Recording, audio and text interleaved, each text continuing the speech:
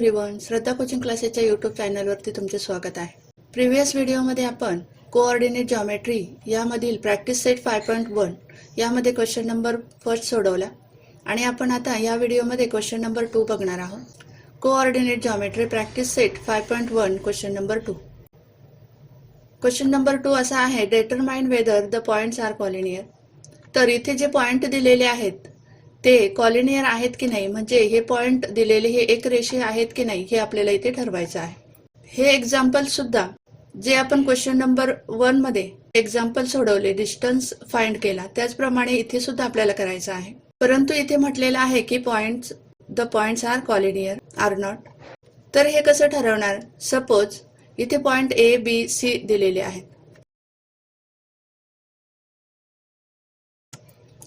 Suppose हे point A B C आहेत आणि इथे सुद्धा ह्या पॉइंट मधील डिस्टन्स फाइंड करून point A B and point B C यामधील डिस्टन्स फाइंड करूनच आपल्याला हे पॉइंट कॉलिनियर आहेत की नाही हे समजणार आहे. तर यामध्ये सुद्धा पॉइंट ए बी आणि पॉइंट बी सी मधील डिस्टन्स फाइंड करायचा आणि तसेच पॉइंट ए सी मधील सुद्धा डिस्टन्स फाइंड करायचा आहे.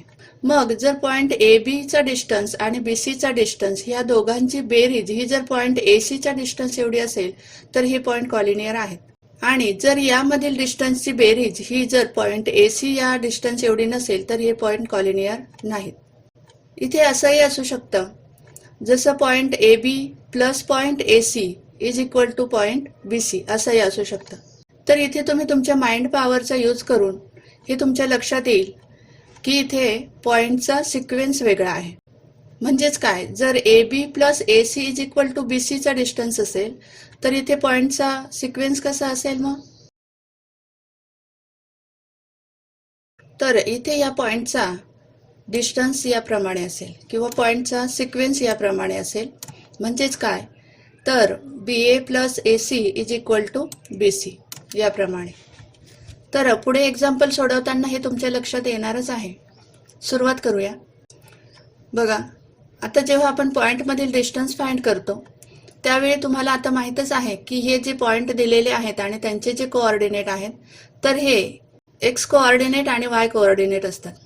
त्यामुळे त्यांना आपण x1 y1 या पद्धतीने लिहून घेतो किंवा त्यांना याप्रमाणे नावे देतो असं म्हणू शकता.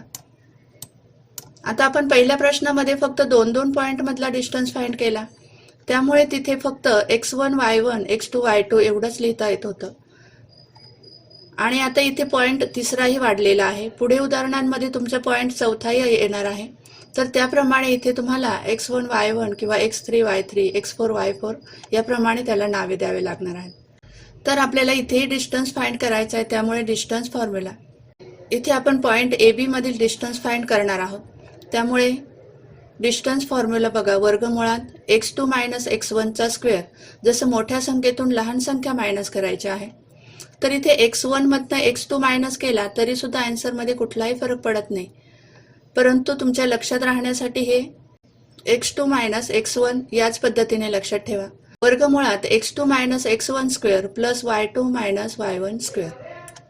तर यामध्ये व्हॅल्यू पुट करायच्या आहेत. बघा, इथे x2 2 आहे, फॉर्म्युल्यामध्ये मायनस साइन आहे म्हणून मायनस, x1 ची व्हॅल्यू 1 आहे म्हणून 2 मायनस 1 स्क्वेअर. आता फॉर्म्युल्यामध्ये प्लसचं साइन आहे त्यामुळे आपण खालीही ते साइन कंटिन्यू करायचं आहे.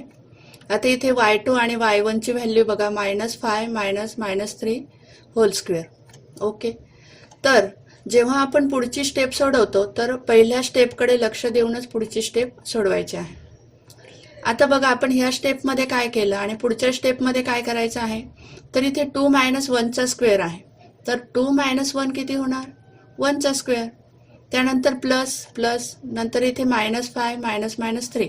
मग इथे बघा मायनस मायनस आहे तर ते प्लस होतील म्हणून -5 प्लस 3 चा स्क्वेअर. आता पुढच्या स्टेपमध्ये 1 चा स्क्वेअर 1 प्लस -5 प्लस 3 -2 चा स्क्वेअर. मग इथे बघा, आता दोन्हींचा आपल्याला इथे 1 आहे तसाच घेतला आणि -2 चा स्क्वेअर 4 आहे.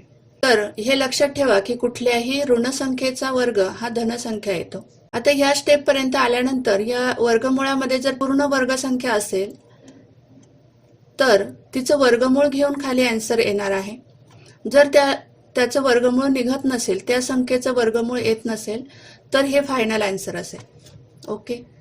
त्यानंतर पुढे बघा, डिस्टन्स BC फाइंड करूया. Distance BC. तर इथे बघा, जसं आपल्याला मोठ्या संख्येतून लहान संख्या मायनस करायची, म्हणून x3 minus x2 square plus y3 minus y2 square value put केल्या. त्याप्रमाणे बघा तिसरी स्टेप, इथे मायनस मायनस प्लस होतील, परंतु आन्सरला मायनसचं साईन असेल, म्हणून -6 स्क्वेअर. बघा वरील प्लसचं साईन तसंच खाली घेतलेलं आहे, आणि इथे 7 मायनस मायनस 5 स्क्वेअर, म्हणून दोन्ही मायनस इथे प्लस होतात, मग 7 + 5 स्क्वेअर. पुढे बघा -6 स्क्वेअर, आणि इथे 7 + 5 12 स्क्वेअर. तर 10 वर्ग 36 आणि 12 वर्ग 144. त्याप्रमाणे दोघांची बेरीज येणार आहे 180. आणि आता 180 जर पूर्ण वर्ग संख्या असती तर तुम्ही डायरेक्टली वर्गमूळ खाली घेतलं असतं, परंतु इथे पूर्ण वर्ग संख्या नाही, त्यामुळे तिचे फॅक्टर पाडून घ्या आणि याप्रमाणे त्याचा आन्सर काढा.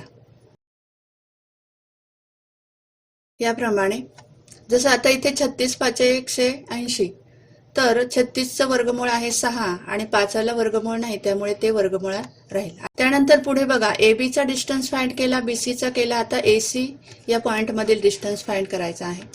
याप्रमाणे डिस्टन्स AC. तर इथे सुद्धा बघा x3 मायनस x1, तर x3 मधनं x1 ह्या संख्या अशा मायनस करायच्या आहेत. त्यात सुद्धा व्हॅल्यू पुट केल्या.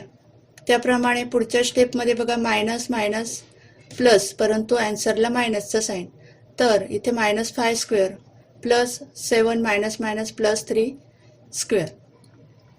5चा वर्ग 25 आणि 10चा वर्ग 100, तर दोघांची बेरीज येते 125. तर 125 ही पूर्ण वर्ग संख्या नाही, त्यामुळे तिचे सुद्धा फॅक्टर पाडून घ्यायचे आहेत.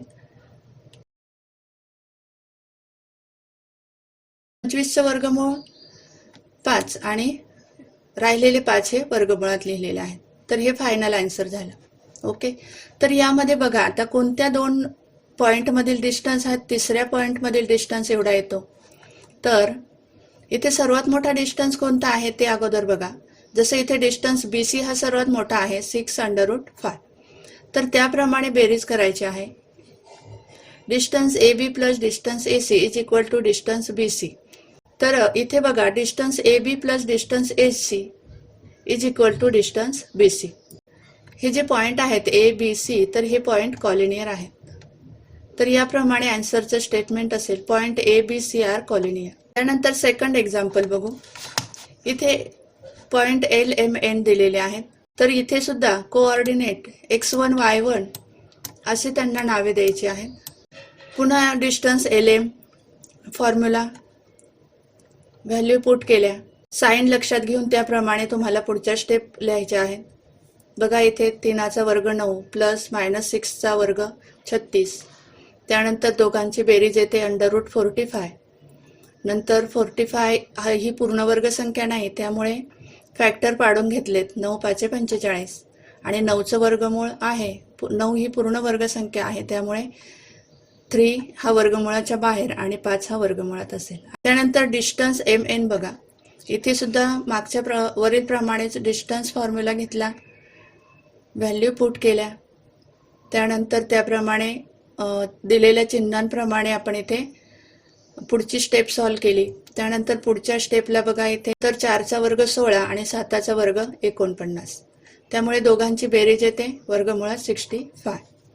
त्यानंतर डिस्टन्स LN बघा, फॉर्म्युला घेतला, फॉर्म्युल्यामध्ये व्हॅल्यू पुट केल्या, तर दिलेल्या चिन्हांप्रमाणे आपण खालची स्टेप सॉल्व केली. इथे बघा 5 मायनस मायनस आहे म्हणून प्लस झाले, 5 + 2 7 आणि इथे 4 - 3 1 स्क्वेअर. त्याप्रमाणे 7चा वर्ग 49 आणि 1चा वर्ग 1च. त्यानंतर त्यांची बेरीज होते 50. आता 50 ही पूर्ण वर्ग संख्या आहे का, नाही, तर तिचे फॅक्टर पाडून घ्या आणि याप्रमाणे खाली आन्सर मिळेल. आता यामध्ये बघायचं आहे सर्वात मोठा आन्सर कोणता आहे. तर इथे सर्वात मोठा आन्सर कोणता आहे, डिस्टन्स MN हा सर्वात मोठा दिसत आहे, त्यामुळे distance LM plus distance LN is equal to MN आहे का ते आपण इथे याप्रमाणे मेन्शन करायचं आहे. Distance LM plus distance LN is not equal. तर त्याप्रमाणे ह्या डिस्टन्समधील बेरीज ही mn एवढी होत नाही, त्यामुळे हे पॉईंट जे आहेत हे कॉलिनियर नाहीत. तर याप्रमाणे आन्सरचं स्टेटमेंट घ्यायचं आहे, point L, M, N are not collinear. तर हे पॉईंट हे एक रेषीय नाहीत याप्रमाणे. त्यानंतर पुढील एक्झाम्पल बघा. इथे पॉईंट R, D, S आहेत. तर यांचे सुद्धा कोऑर्डिनेट दिलेले आहेत. त्यांना पण आपण x1, y1, x2, y2 याप्रमाणे नावे द्यायची आहेत. यामध्ये बघा डिस्टन्स RD, डिस्टन्स फॉर्म्युला घ्यायचा आहे. कोऑर्डिनेट जॉमेट्री यामध्ये जी प्रॅक्टिस सेट 5.1 आहे, तर त्यामध्ये सर्वच एक्झाम्पल हे डिस्टन्स फॉर्म्युलाने सोडवायचे आहेत. त्याप्रमाणे बघा इथे डिस्टन्स फॉर्म्युला घेतला, ज्या त्या व्हॅल्यू पुट केल्या. त्यानंतर इथे 2 स्क्वेअर बघा, 2 - 0 2 स्क्वेअर. त्यानंतर 1 - 3 म्हणजे -2 आहे, मोठ्या संख्येचं चिन्ह. त्यानंतर 2चा स्क्वेअर 4 अँड -2चा स्क्वेअर सुद्धा 4. जसं ऋण संख्येचा वर्ग हा धनसंख्या असते. त्यानंतर दोघांची बेरीज येते वर्गमुळात 8. आता 8 ही सुद्धा पूर्ण वर्ग संख्या नाही, त्यामुळे तिचे फॅक्टर पाडून घ्या आणि या पद्धतीने खाली आन्सर मिळवा. त्यानंतर बघा distance DS is equal to distance formula. Okay, त्यामध्ये सुद्धा व्हॅल्यू पुट करून घेतल्या. नंतर पुढे चिन्ह दिलेले आहेत त्याप्रमाणे स्टेप सोडवली. बघा 3 - 2 1 स्क्वेअर. त्यानंतर इथे बघा मायनस मायनस आहेत, तर हे दोन्ही प्लस होतील, परंतु आन्सरला मायनसचं साईन असेल. त्याप्रमाणे खाली बघा 1चा वर्ग 1 आणि मायनस वजा 2चा वर्ग 4. तर इथे आन्सर मिळतंय वर्गमुळात 5. त्यानंतर बघा डिस्टन्स RS, डिस्टन्स फॉर्म्युला घेतला, व्हॅल्यू पुट केल्या. त्याप्रमाणे हे पुढची स्टेप सोडवली आणि इथे सुद्धा 3चा वर्ग 9 आणि -4चा वर्ग 16. तर त्याप्रमाणे त्यांची बेरीज येते वर्गमुळात 25. तर आता वर्गमुळात 25 ही पूर्ण वर्ग संख्या आहे, त्यामुळे याचं वर्गमूळ निघू शकतं. काय असेल बरं? 5. तर आता इथे सुद्धा बघा सर्वात मोठा आन्सर कोणता आहे किंवा सर्वात मोठा डिस्टन्स कोणता आहे, तर इथे RS, डिस्टन्स RS हा सर्वात मोठा आहे. तर त्याप्रमाणे इथे मेन्शन करा, distance DS plus distance RD is not equal to distance RS. तर त्याप्रमाणे व्हॅल्यू पुट केल्या आणि त्याप्रमाणे यांची बेरीज येत नाही, त्यामुळे हे पॉईंट जे आहेत हे कॉलिनियर नाहीत, म्हणजेच पॉईंट RDS हे एक रेषीय नाहीत. त्याप्रमाणे पुढचं एक्झाम्पल घेऊया. इथे सुद्धा पॉईंट PQR दिलेले आहेत, त्यांचे सुद्धा कोऑर्डिनेट x1, y1 याप्रमाणे लिहा. ओके, आता PQ मधील डिस्टन्स, त्यानंतर डिस्टन्स फॉर्म्युला घेतला, व्हॅल्यू पुट केल्या, त्याप्रमाणे खाली प्रोसेस केली. 1 + 2 3 स्क्वेअर प्लस इथे बघा -1 स्क्वेअर. त्यानंतर 3 स्क्वेअर म्हणजे 9 प्लस -1 1. त्यानंतर दोघांची बेरीज 10 येते. 10 सुद्धा ही पूर्ण वर्ग संख्या नाही, त्यामुळे हे फायनल आन्सर असेल. त्यानंतर डिस्टन्स QR बघा, डिस्टन्स फॉर्म्युला घेतला. आता QR म्हणजे इकडे मोठ्या संख्येतनं जसं x3 मधनं x2 मायनस करायचा आणि y3 मधनं y2 मायनस. फॉर्म्युल्यामध्ये व्हॅल्यू पुट केल्या, त्याप्रमाणे खाली सोडवलं. 4 - 1 3 स्क्वेअर प्लस इथे बघा 1 - 2 म्हणजे -1 स्क्वेअर. त्यानंतर दोघांची बेरीज 3 स्क्वेअर म्हणजे 9 आणि प्लस 1चा स्क्वेअर 1. त्यानंतर दोघांची बेरीज येते वर्गमुळात 10. आता डिस्टन्स PR बघा, इथे सुद्धा डिस्टन्स फॉर्म्युला घेतला. आता डिस्टन्स PR, तर इथे बघा x3 - x1 करावं लागेल, y3 - y1 करावं लागेल.